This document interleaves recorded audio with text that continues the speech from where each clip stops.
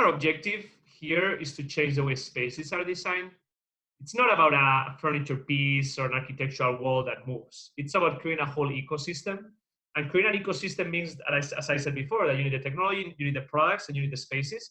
But once you have that, I'm very excited to see how this applies to all kind of spaces, all urban spaces in general. So think about the concepts that make a studio apartment feel so much bigger, can make a hotel room be an office during the day, and be a gym in the morning, and be a bedroom at night. You can think of a 2-bedroom apartment for a family that actually turns into the startup office for the mother or the father during the day. You can think about an office space where 4 rooms, meeting rooms, turn into 2 when needed, or 7, or 1. Everything at the touch of a button. You can even think about retail and commercial and how imagine 24-hour usage of commercial spaces. Imagine a store, like a clothing store, that turns into a restaurant at 6 p.m., the restaurant that turns into like a bar at 9 p.m., and the bar that turns into a club at midnight. So I'm very excited, and our team is super excited to see how these kind of backbone technologies are going to start applying to urban spaces in general, and making it really possible to live large in a small footprint.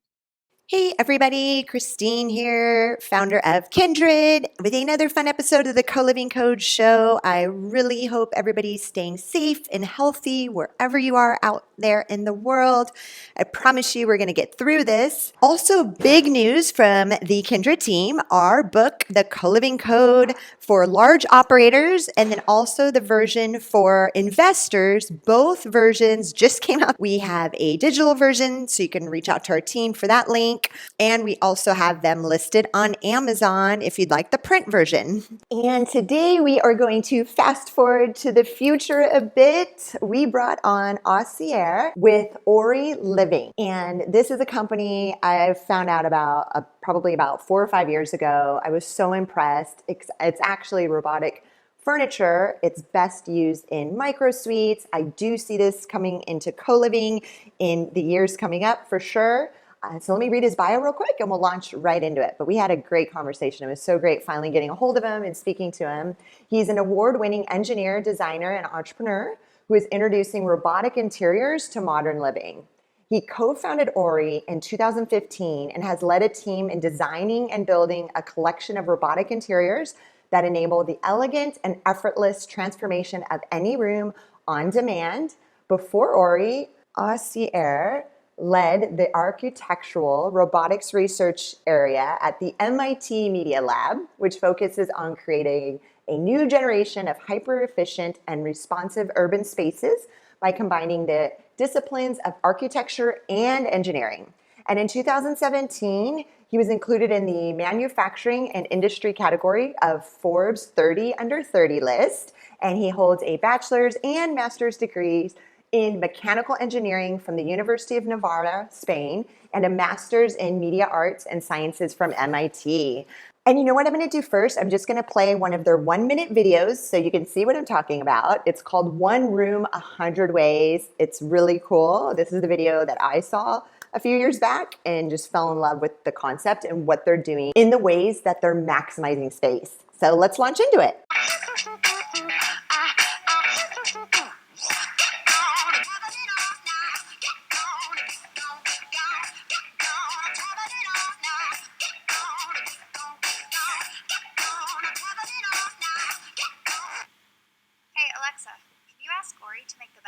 Okay.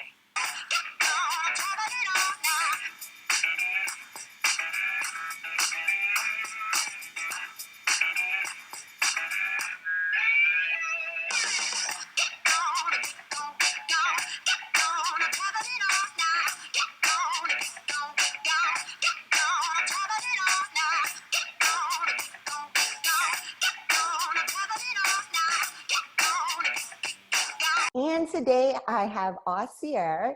He is the founder and CEO of Ori. And, you know, we played a little video before we launched into this interview for those watching on YouTube. You know, I remember my mentor showing this video of like the future of furniture, the future of living. You know, it was years ago. So thank you so much for coming on the show. Let's start there. Like, where were the beginnings? I know you guys came out of MIT and started there. Yeah, so my pleasure to be here, by the way.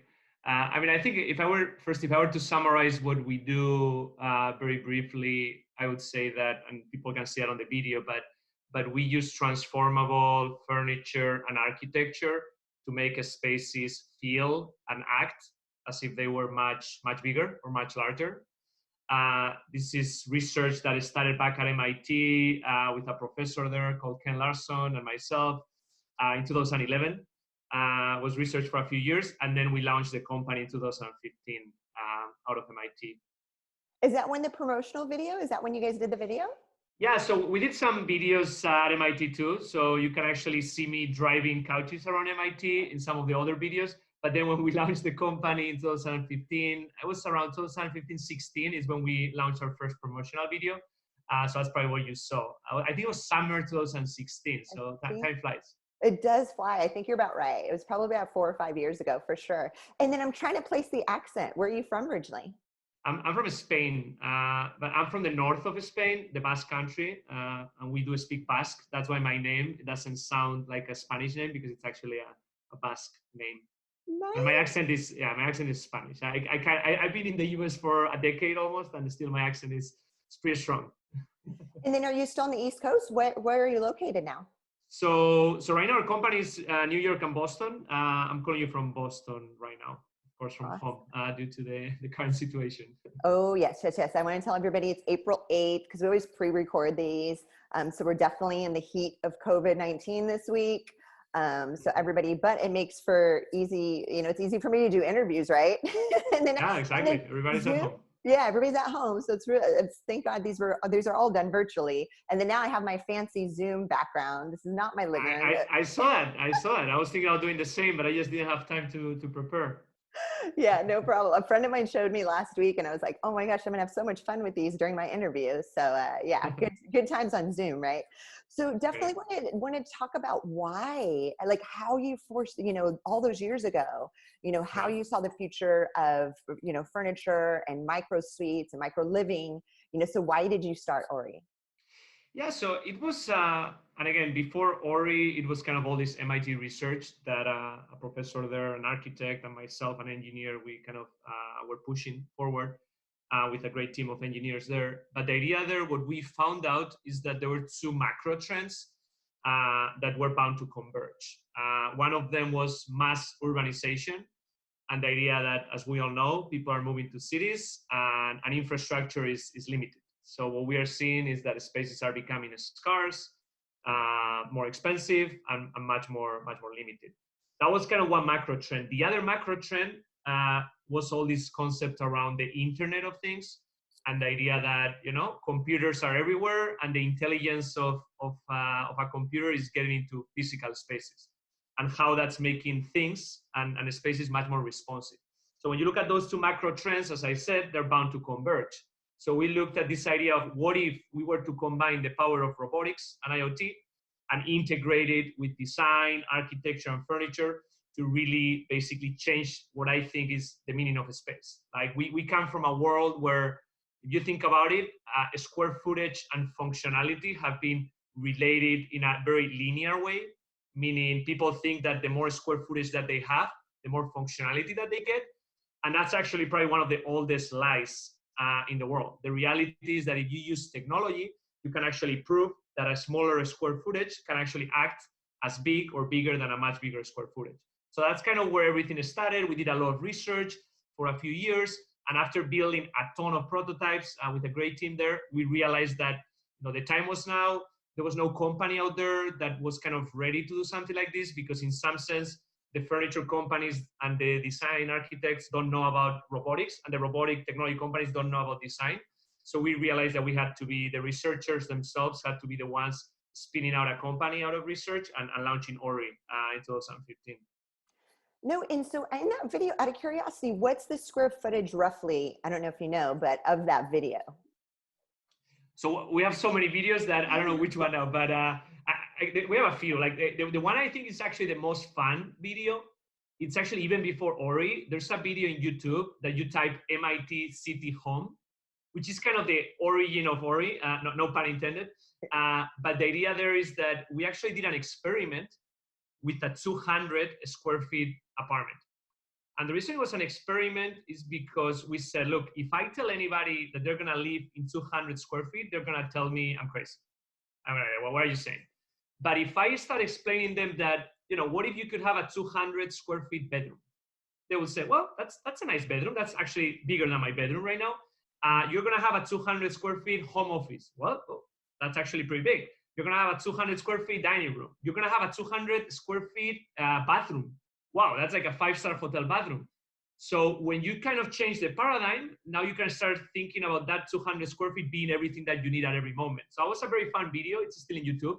It got like over 1 million views in a few weeks back in the day. But that was kind of one kind of the origins, as I said.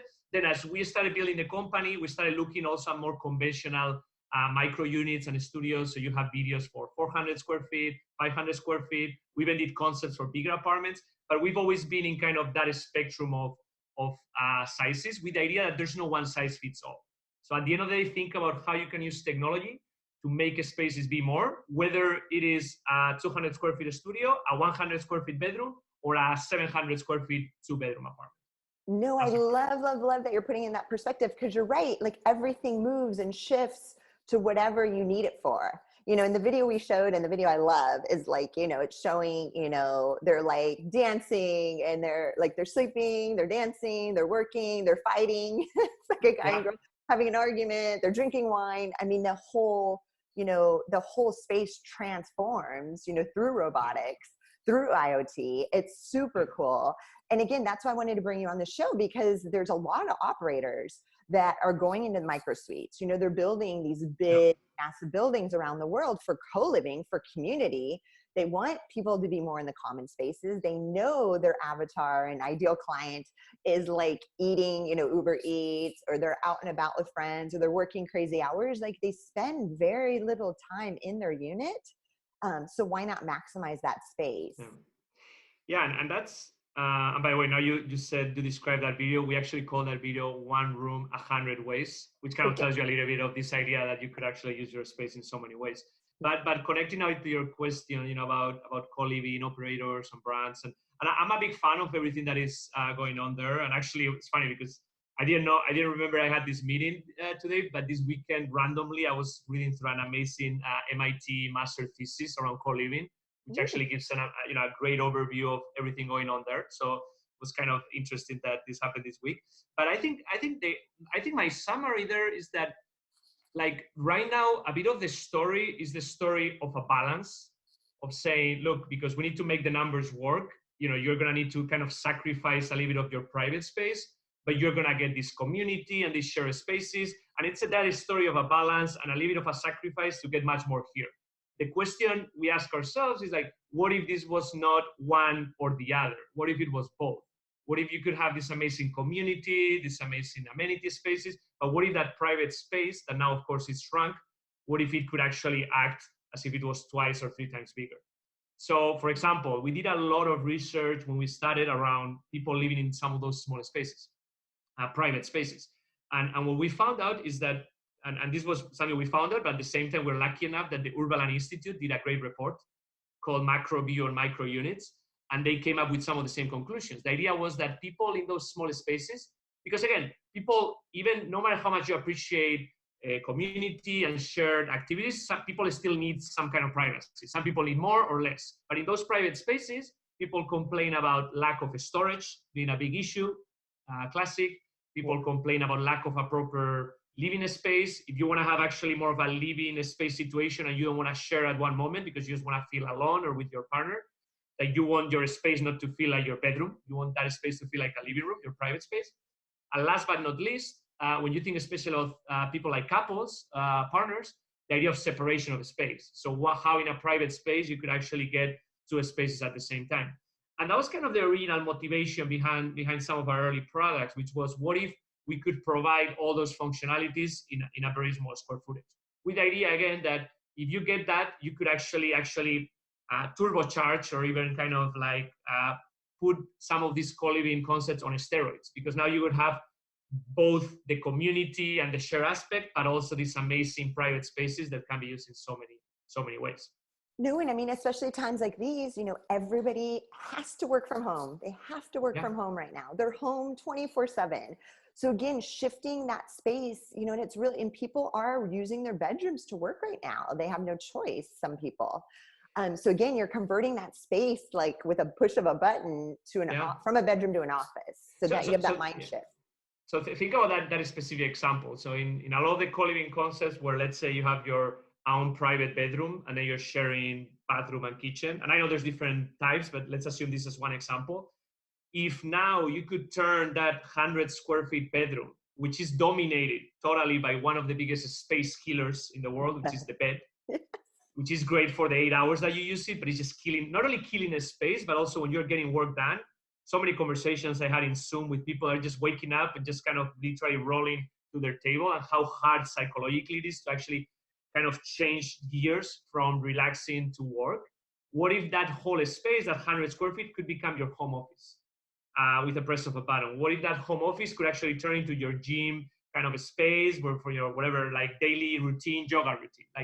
And again, now when you start combining that with all the amazing shared spaces and amenities that a co-living building could have, that's when you start getting kind of the perfect story there. Oh, Hasier, you're being too generous. I don't think people are rolling out of bed to their desk. Mm-hmm. I think they're grabbing their laptop and they're using it in their bed to work, which is like, there's zero separation from relaxation and work, right? Yeah. I have to be like at it. I mean, my bedroom's upstairs, and when I make the walk downstairs to the area I'm working out of, it's like I shift, like, okay, work mode out of relaxation mode. I can't work in my bedroom, and working from home was already adjustment for me.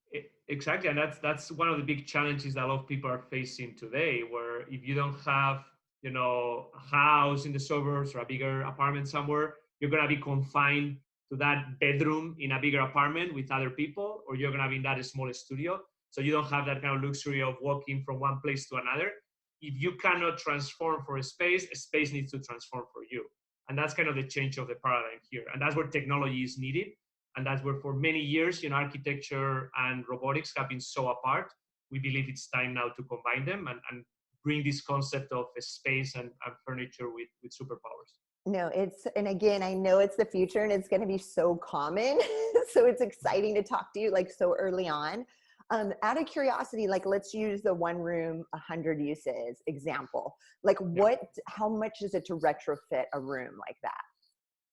You mean from a cost standpoint? Cost, yeah. Yeah, so these systems, and it depends, it varies a lot from, we did realize that there's no one size fits all. So we basically create a spectrum of solutions that go anywhere between $3,000 to $15,000. The reason there's such a variety is because, as I said, we realized there's no one size fits all. So we actually needed to create different skins. So different types of finishes, different types of complexities. Now, the interesting thing is that even let's assume $10,000, which might seem like a big number for a consumer. Now, we are not selling to consumers. When you think about the developer, if you can claim that, let's say, that robotic system, it's creating 40, 50, 60 square feet of additional space. And if you multiply that space you're saving for the price of a square footage in some of these cities we're talking about, New York, San Francisco, you're actually saving a lot of money. So you need to think about these numbers and costs in the perspective and the economics of a building, not so much in the perspective of someone buying a system like this, because we are not expecting a tenant to buy a system like this. We're expecting a tenant to move to an apartment that the same way it has a kitchen, it has a bathroom that also costs significant money. It has these architectural systems that make their space feel much bigger. No, that's such a great answer. And it's furnished, right? So it's like that developer, that property owner is, they're offering units in a big, beautiful building that are fully furnished. And you're right, it's increasing the square footage. So the price per square foot can easily increase because of that extra space. Yeah. Honestly, that's great. 3,000, 15,000, that range, just to put in perspective for people listening, the pod living that's getting really popular in Los Angeles, for example, those are running just the pod, for one person to sleep in a pod is about the build out for those pods. It's about 3,000 to 5,000 per pod. and that's just the bedding area. And, there's Yeah. obviously outlets and lighting and stuff like that. So no, that's great to hear. Yeah. And think about, sorry, the example of the studio suite there that you asked about, which is, we have 3 products right now. 2 are launched and the third one is about to launch. But the studio suite, which is the one you're referring to on the video, which is the robotic wall that moves across the space and creates a bedroom area, a walk-in closet, etc. That system includes a queen size bed. It includes 2 offices. It includes I think it's how many linear, 15 linear feet of storage, and then it has a wall. So all those things are coming together into one piece. That's amazing. No, and so, and I'm going to look up that MIT master thesis. We'll actually link it on show notes. I didn't even know about that, so I'm excited to read it. So talking again about co-living, just you personally, what are some of your favorite co-living brands right now in the world? And what do you like most about what they're doing? So, I look at them as a group, in the sense that, I've been following pretty closely what a lot of these guys are doing. I'm not going to give you a favorite. I'm a fan of what the guys at Star City are doing on the West Coast, the guys at Common on the East Coast, and there's a bunch of other guys, International, the Collective, etc. So I don't have a favorite. I think all of them are kind of pushing in the right direction. I think I'm starting to see different models, coming up, where some of them are leaning towards owning the building and influencing more of the floor plans, while some others are just kind of more operators. So it's a bit early to tell which one will be kind of the winning model, and especially with with how we've seen the last few months that things can change so quickly. But I'm excited. I'm excited about everything going on there, and actually we're having conversations with a lot of these, and now kind of excited about how we can really integrate some of our ideas and solutions into their projects. Because the same way we believe we're thinking about our concepts as a paradigm change around multiplying space, I also believe co-living is thinking about a paradigm change around this concept of on-demand spaces, and sharing. So I think there's a lot of synergies there. And will you guys be in any hotels, do you think? So hotels it's a very interesting market. We focus more on multifamily, and then kind of things like co-living as a bit of an adjacent to multifamily. Hotels is very interesting. The reason we didn't penetrate hotels early on is because our first 2 products, which are the Studio Suite and the Pocket Closet, one of their biggest kind of value comes with the storage. Those products give you much more storage than you would have in a much bigger apartment.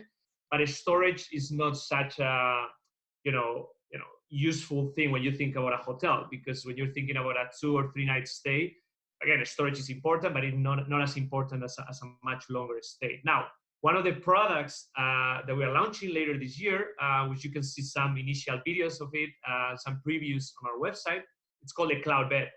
The Cloud Bed is literally a king or a queen size bed that drops on the ceiling. So it basically turns your bedroom into either an office or a living room. So you can start seeing a lot of, close connections there with hospitality, where you could turn your hotel room into something completely different during the day. I heard about the bed coming from the ceiling. Oh, that's super cool. I like that. And then, so are you guys mostly focusing on ground up new construction? Are you retrofitting current buildings? So we're doing both. So one of the key things, which might not be obvious when someone sees our videos, is that all our products are actually disentangled from the building and from the apartment, meaning a product like the Studio Suite, the product we were describing, the only connection, physical connection between that whole system and the apartment is literally double-sided tape that connects a track on the floor that gets kind of taped to the floor, and then a plug, literally like an AC plug that goes into an outlet. So it's literally an appliance. It's an appliance for space, but it's kind of an appliance. And what that means is that you can, of course, retrofit existing apartments. And a lot of we have almost, the last count I think was almost 20 buildings in the country right now that have some of these systems at different scales. And all of those have been retrofits. Now, what gets us excited as we look into the future, your question about ground up, is that if you get into the design discussion early on, now you can start designing the floor plans around these products, around these technologies. And that makes it so much better, because if now we can start shrinking and optimizing some of those units while making them feel so much bigger with our technology, now you're literally changing the economics of a building, because you're making an apartment much more affordable for the tenant, but you're making the price per square foot much higher for the developer. And that's the win and win we're looking for. So in summary, retrofits, of course, with existing buildings, but now getting much more involved into the design process, so we can start designing buildings that are ready for this, ready to make the most out of these technologies. No, that's perfect. So you guys are in 20 different buildings. How many units total? Oh, sorry. No, we are in almost 20 cities. We are in more than 30 buildings. So I probably said that wrong. So we're more than 30 buildings across the country. And then out of those buildings, like what's the total unit count?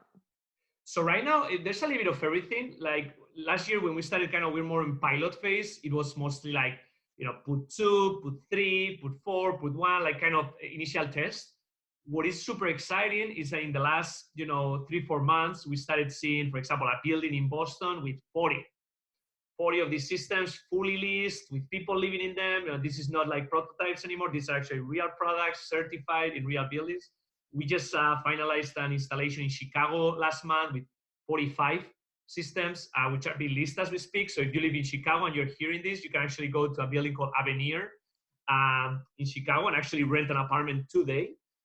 So that's what we're seeing. That's where the excitement is right now, where you're moving from pilots and developers getting their feet wet with some testing to actually starting to look at 40, 50 system implementations. No, that's amazing. And yeah, the prototyping is important too. Zoku, they came on the show. He had 7 prototypes, because they've used space really well with their furniture. It's not robotic, it's not push a button, but. I know the design from Zoku. I really like what they did, even, using the static designs, but the idea of how they laid out the bed with the stairs, it's kind of a pretty neat design. So a big fan of what they're doing. And so what's your go-to market strategy right now? So we have a few scales where we play, and just to make it simple. So think about it, each scale builds on top of the previous one. So you have technology, then on top of technology, you build products, and then on top of products, you start thinking about spaces. So some listeners might have heard that we actually announced last year a collaboration with IKEA on the first layer, on the technology layer. So IKEA is going to be launching a product that uses our technology, powered by Ori, that is literally a version of some of our products, but with IKEA design on top. So that's an example of kind of a technology model. So we're very excited about that with IKEA. Now, at the next level, which is product, a lot of our focus today is how we are penetrating the real estate market with multifamily buildings mostly, but now specifically working with co-living operators too, with the idea that we basically deliver these systems that are, as I said before, appliances for a space, and they can be installed into either existing units or units that are being designed and built as we speak. That's kind of a big focus for us, and that's where a lot of these projects I just described in Chicago, Boston, and New York are kind of basically pushing that model. And the third model, where we're going to see more of, it's this idea of, as I said, what happens when you truly start designing around these things. So we're going to start getting much more involved with developers, with architects, so you can start seeing buildings optimized for our solutions. So in short, technology that powers products that power spaces and buildings. Okay, so I have to ask, with the IKEA partnership, with your technology layer, are we still putting the furniture together? So, you can. Of course, they're going to be offering services. They haven't decided yet, what specific markets they will launch on. And you can actually see the product already on the website. So if you actually type Ori IKEA, the name of the product is Rognan. So you can get a feel for how it looks like. It's kind of a wide system with a couch integrated. It's pretty cool. But yeah, it's designed so that someone could install it. But if you don't want to, you can basically get some service. No, actually, I only asked that because I heard a really cool statistic lately that, if somebody purchases something at IKEA and they spend the time putting it together and they put it in their home versus they just buy a piece of furniture, they actually care more about the IKEA piece of furniture because they spent time putting it together themselves.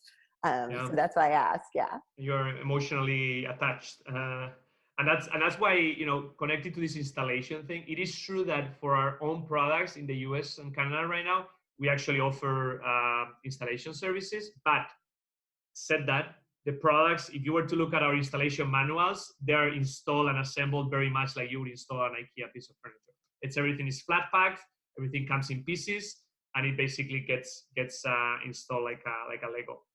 Oh, that is super cool. That's awesome. So what excites you most about running like a cutting edge company that's on the forefront of like the future of living? I mean, I would say, I mean, one of the things that excites me the most, I would say, is, I mean, I'm the kind of person that just wants to be learning and loves drinking from a fire hose. And there's no such environment that like startups for that. Meaning, I mean, I'm just even thinking out this morning before this. Like, I mean, I had a meeting about inventory management. I had an inventory meeting about pricing, and I had a meeting about product development and what our next product should be. So like, and that in a matter of a couple of hours. So that kind of feeling that so many things are moving so fast and you need to be scrappy and you need to learn like a sponge. I think that's to me the most exciting thing. This idea of feeling like every time I go back in time or I think about my own self 6 months ago, I feel like I didn't know what I was doing. And that's a good feeling to have. Meaning when I look back 6 months and I'm like, wow, a year of the past, you didn't know what you were doing. That doesn't mean you were stupid. That means that now you're so much smarter. So I think to me that's the most energizing part. And then of course I don't want to forget about the kind of close bonds that are created with your team at such small numbers. When you start and you're 4 people and then 10 and then 20, and that culture and how like those first 10 people define who the next 100 people will be. I think that's beautiful, to kind of be part of that and have a say on how that takes shape. What's your team size right now? So we are 25. So we're still a pretty efficient team, scrappy team. But yeah, like the output of those 25 people are the output of 50 or 60 people in our places. That's awesome. So Hasier, I have one last question for you. Where do you see your company in 10 years?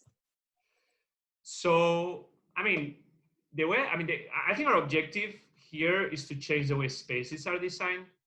It's not about a furniture piece or an architectural wall that moves. It's about creating a whole ecosystem. And creating an ecosystem means, as I said before, that you need the technology, you need the products, and you need the spaces. But once you have that, I'm very excited to see how this applies to all kind of spaces, all urban spaces in general. So think about the concepts that make a studio apartment feel so much bigger, can make a hotel room be an office during the day, and be a gym in the morning, and be a bedroom at night.